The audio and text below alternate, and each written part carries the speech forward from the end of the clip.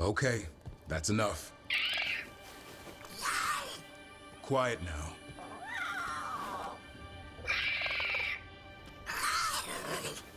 Fine. Who wants a treat?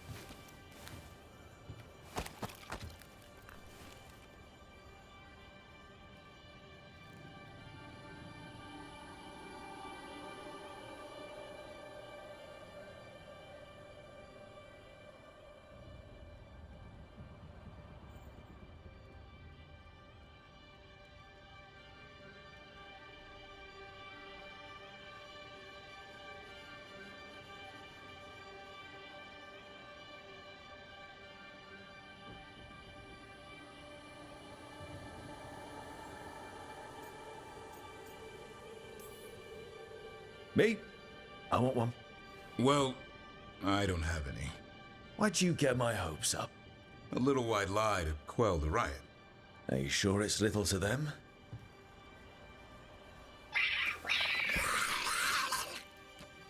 Yeah, Davrin, where's my treat? Come on, guys, give me a break. Rook?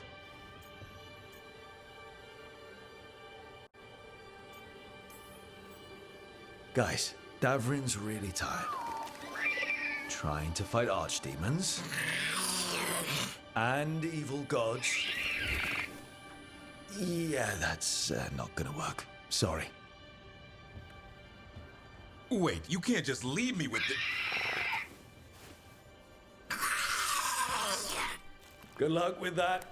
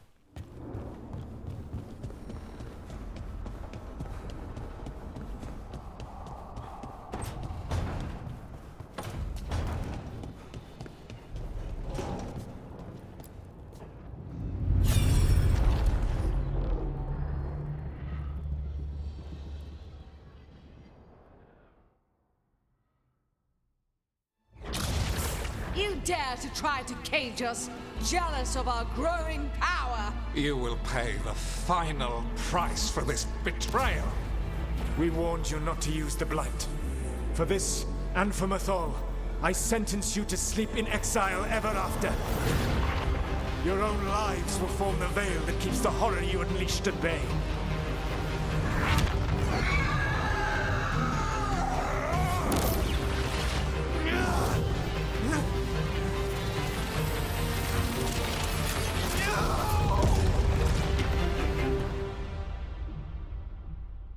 So he locked the gods away and created a veil between this world and the Fade.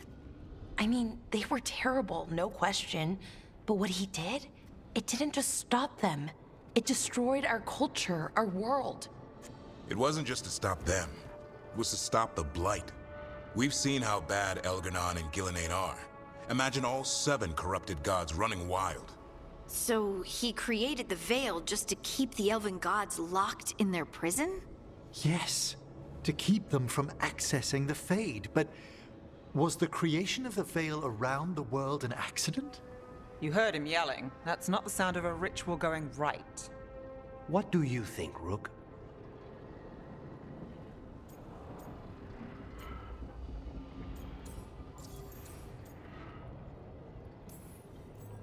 Davrin and I have fought the Blight for years. It's terrifying. Watching the gods poison his world, his people, I understand why Solus would do anything to stop it. I know, Rook. I'm not denying that. I wish there'd been a better way. That's all. So does he. This isn't a memory he's proud of. I had another question, and I'm sorry, maybe this doesn't matter, but Solus trapped the blighted gods in an ancient elven building, right? That's what it looks like. Maybe a palace? Fancier than what I've seen in Arlethan, at least. And then, the Magisters were lured into the Fade. They broke in, which let the Blight escape, and turned the Golden City black. Right, and the Black City hangs in the Fade, a little reminder of their mistakes. What's wrong, Lace? It's just... the Chant of Light says that the Maker built for them the Golden City, the center of all creation. But if the Golden City was an ancient elven palace, then the Maker didn't build it. The elves did. The Chant of Light is Andraste's visions from the Maker, but it sounds like it's... wrong.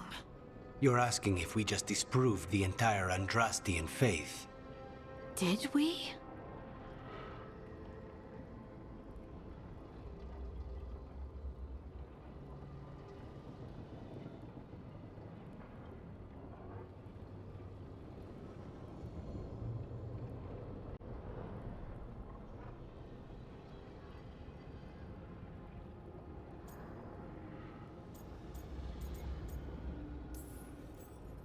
I'm right there with you, Lace. I believe in the Maker. If it's all just ancient elven stuff and there's nothing else, that's a lot. The Chant of Light has seen many iterations over the centuries. This may simply change our understanding of it. I know, but that's a change to, well, everything we're supposed to believe in. The Dalish clans are struggling with the same thing. What do we keep? What do we lose? The elven gods, the Maker. No matter who you light a candle to, you've got some hard questions to ask yourself right now. Doctrine is not the truth. It is one of many paths to the truth. I recognize the sentiment, though not the specific quote. Who said that? My mother. Ah. Questions of faith aside, we have some very real gods that still need killing. Looks like there are 3 more of these murals with the Dreadwolf's old memories. Wonder what else he's hiding.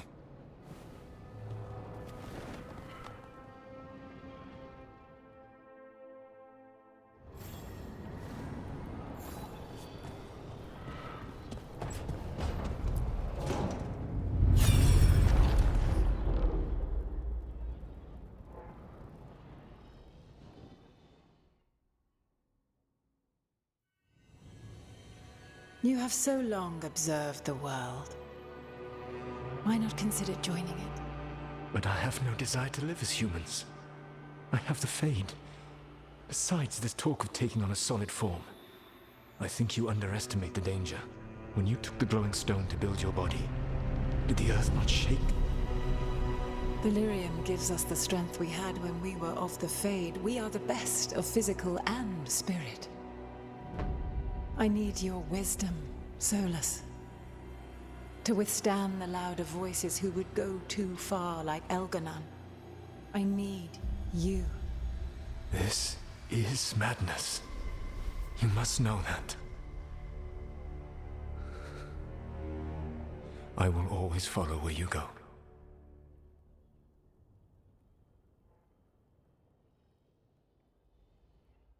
What? This is astounding. The ancient elves were spirits who voluntarily manifested a physical form. I'd rather go back to talking about the Blight. Hey, Lucanus. Could spite turn into an elf? No. Sorry, but... what?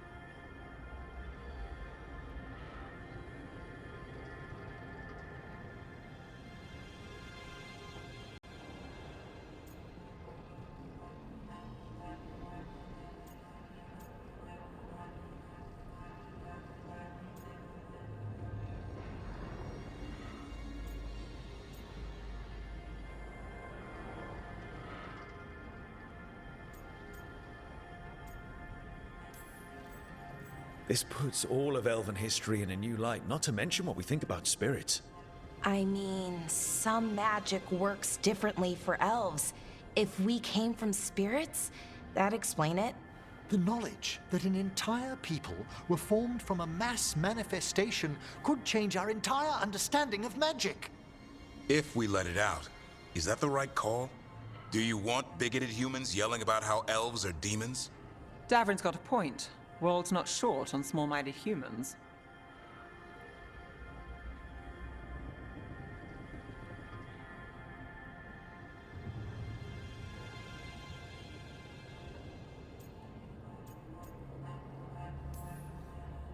The entire idea is preposterous. Who would even believe us? It does seem outlandish when taken out of context, I admit. We have to tell someone, though. Strife and Ireland, at least. If I told Thea and Viago, they'd think I was sampling Viago's poison collection. No one would believe us. Okay. We keep this to people we trust who have good reason to know. No shouting it from the rooftops. Agreed. The Morn Watch has a great deal of experience keeping dangerous secrets. So, beyond the world-shaking stuff, what else did we learn here? Solus himself was a spirit. What kind do you think he was? Well, his name is Elven for pride. Oh, okay. There's something else. Not about spirits, or not all about them at least. Solus didn't want to become a person with a physical body. Right. He only agreed after Mathal begged him. Then that's his regret. He wishes he'd never taken physical form. Maybe, but not just that. Solus was scared. They built their bodies out of lyrium, and it made the ground shake.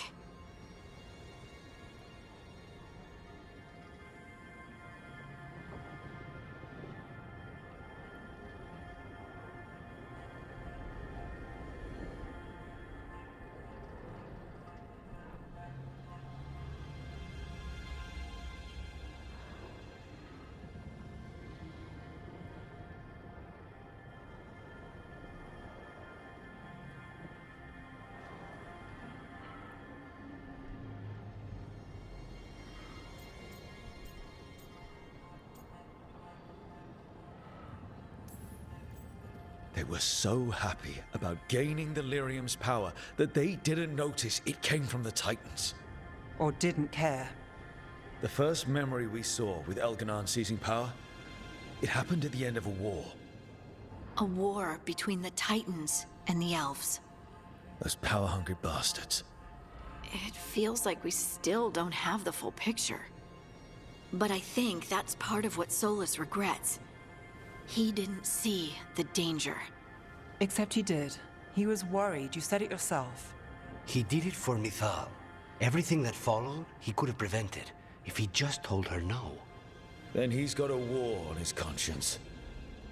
Plus, whatever we find next.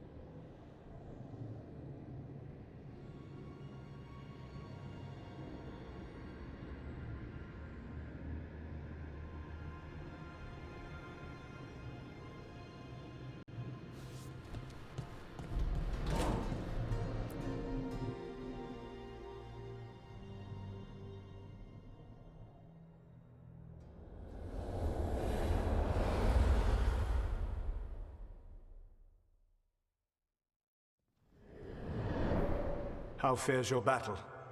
The gods are moving against Weisshaupt and the Grey Wardens. We've heard rumors the Darkspawn are being led by an archdemon. And you have questions? I need to know how archdemons relate to the gods. Are they just like the Blighted Dragons, or are they something else? I also need to know how to deal with the gods if they show up at Weisshaupt. I propose a bargain. I will answer your question if you answer mine. What? How are the Grey Wardens? Do they understand the truth of the danger yet?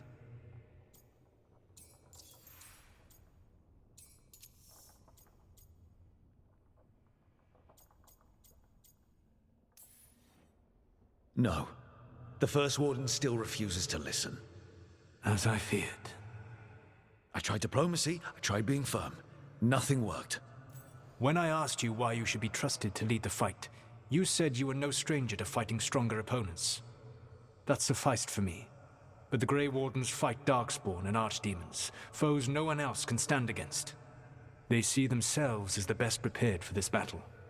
You cannot defeat Elganan and Gillenane without the Wardens. What will you do to bring them to your side?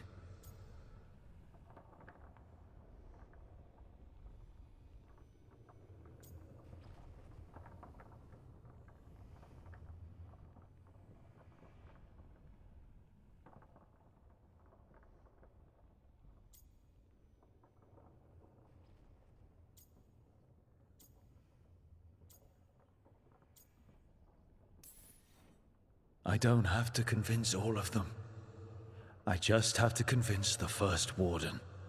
Or remove him. Enjoyable as that is to imagine, I doubt the rest of the Wardens would approve. Did you know the Evanurus once numbered many more than those whose names survive in the Elven Pantheon? One warlord was particularly cruel. I sought to free his slaves, but so fearsome was his reputation that none would join me. What did you do? I made people laugh at him. How did that help? For 12 years. Every sound near him, from whispered pleas to shouted oaths to crackling fire, all became mocking laughter. His mind broke under the ridicule, and when he fell, his slaves rose up and joined me. I doubt laughter is going to work on the First Warden. If not that, then what?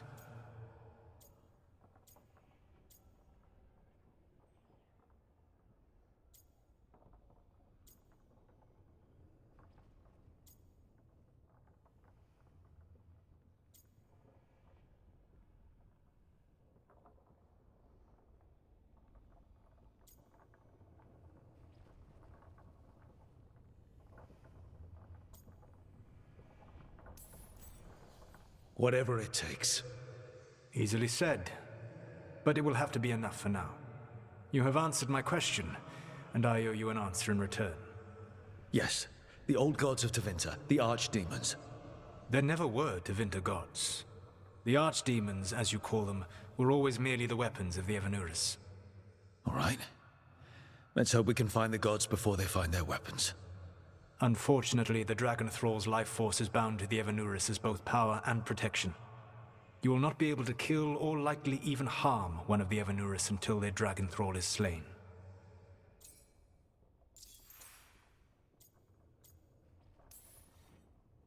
The old stories of the Tevinter gods have them whispering in the dreams of ancient magisters. How did they do that if they were just tools of the elven gods? The archdemons were once high dragons. The Evanurus bound them as a source of power. When I imprisoned the gods, their dragons remained free. That was my mistake. How so? I never bound a dragon to myself, for I believed that to enslave another creature was immoral. As such, I did not understand the power that connection gave. I thought the prison I had made was perfect. But their dragons were the conduit through which they spoke to dreaming minds. What can you tell me about the archdemons themselves? Each is different, shaped by the whims and ego of its master. Elganan is the Lord of Tyranny. He would have ruled alone had Mythor not forced him to share power. Those who are strong, he molds into dictators themselves, with visions of godhood. Those who are weak, he crushes. His archdemon reflects him. It is huge, to feed his ego, the epitome of dragonkind, bent to his will.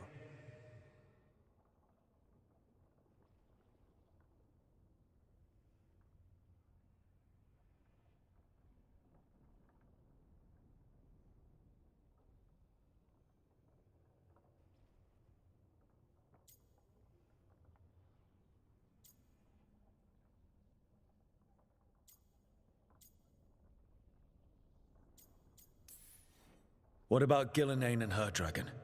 Pride and ego can blind someone. We can exploit that. By contrast, Gillenane was a servant of Andrul, whose skill at making monsters earned her promotion to the Evanuris.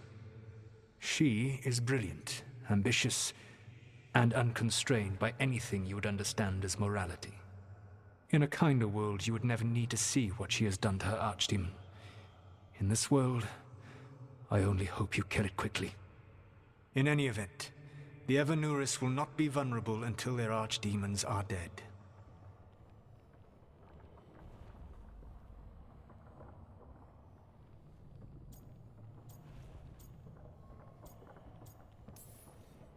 Any other surprises we should know about? Even with their dragons dead, the Evanuris are powerful and well protected. You will need to use my dagger, the one you recovered. It can pierce their enchantments and strike them down. All right. Kill the archdemons, then use the dagger to take down the gods. Even a single opportunity to strike the Evanuris down will be rare, fleeting, and costly. You will not have another chance to catch them unawares. When you strike, you must be fully prepared.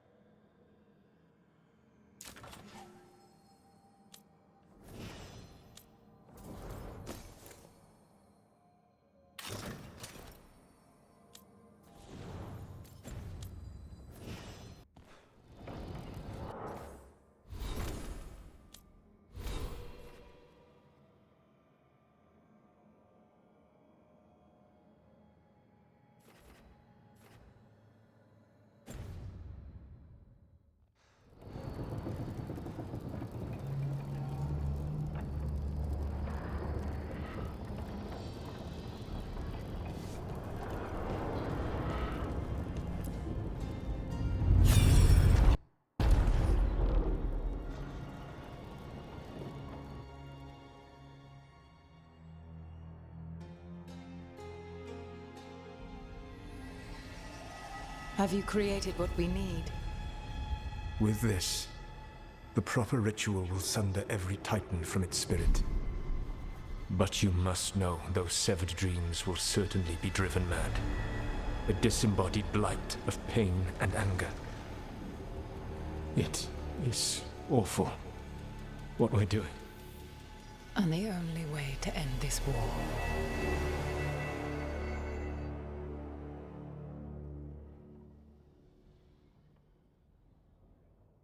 Solus made the weapon that killed the Titans.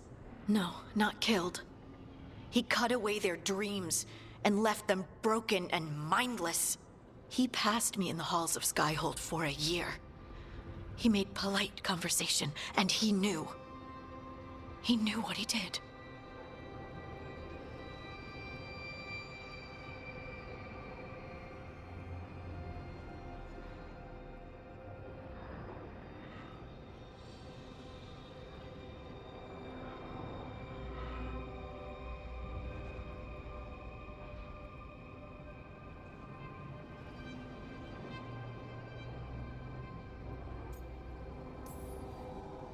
That's what Solus does, isn't it? He sees a problem, and he thinks of a solution that has huge, horrible knock-on effects. And then he does it anyway. Because there's no way anyone else could come up with something better. And it's okay that he did incalculable damage to the world, because he's really sad, you see? To do such a thing. No wonder regret eats away at Solus. No, it's worse than that. That isn't what Solus regrets. Those severed dreams will be driven mad. A disembodied blight of pain and anger. Mierda. You can't. That's not possible. When a warden hears the calling, it's like a song in their mind. Sound familiar to you, Lace? The song of Lyrium. Of the Titans. We think of the blight as this monstrous force. Instead,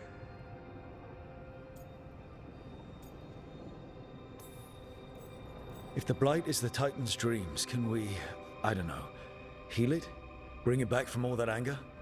I'm afraid I have no idea. In theory, it would be possible to restore dreams to the Titans. You can't set it free before it's healed. You'd have blighted Titans laying waste to the entire world. The Titans are a problem for later. We have Elgernon and Ghilanane to deal with now. And then I want Solus to look me in the eye and answer for what he did. Each of these memories has been a deeper regret, and almost all of them involve Mythal. Only one mural left to uncover by my count. If we find it, we'll see what's worse than this.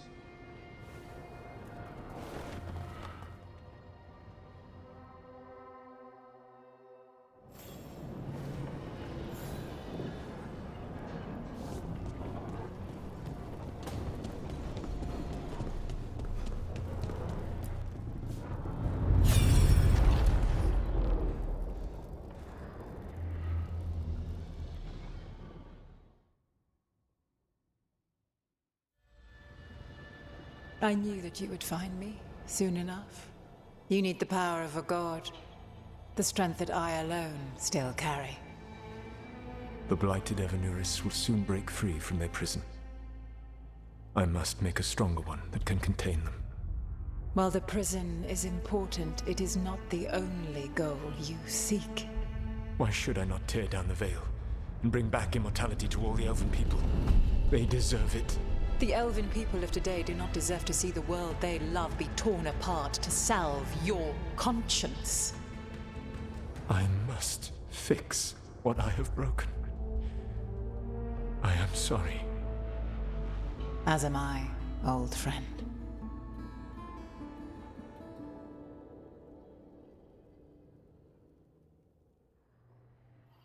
Solus killed Mythal? After all that? Is this another memory from a different time? No. He wore that same outfit in the Inquisition. We knew Solus woke up in this world without most of his power. Now we know how he got it back. By killing the only other god around and stealing her power. All that epic magic and godly power. In the end, it comes down to love and murder. Same as always.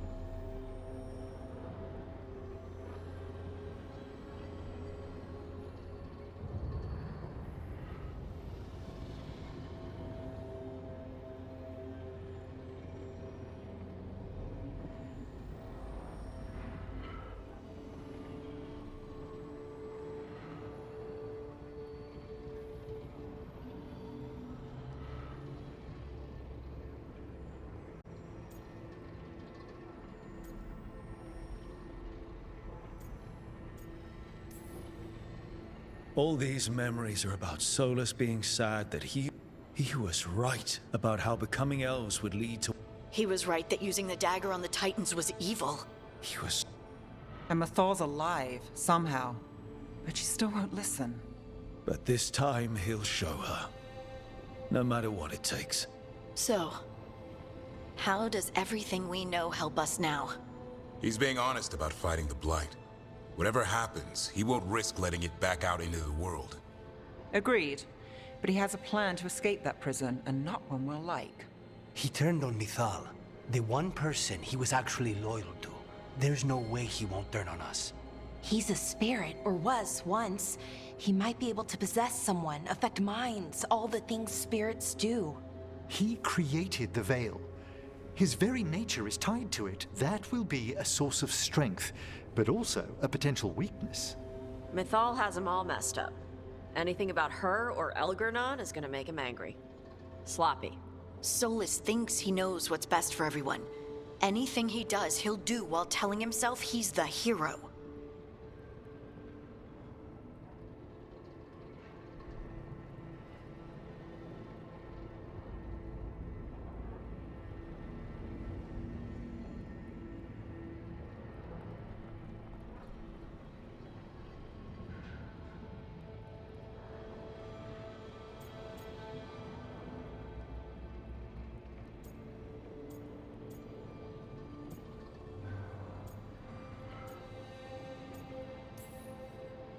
Solus has caused a lot of damage, but he's not like Elgin. He's trying to repair the damage he caused, and he knows... You don't think he'll... Oh no, he's totally gonna turn on us. I mean, after that. You have witnessed the Protector's tale, Dweller. Almost to its end. Almost? How can there be more? When the mighty fall, their echoes cross the ages. An audience is warranted. Speak with your visitor. She awaits you in the crossroads.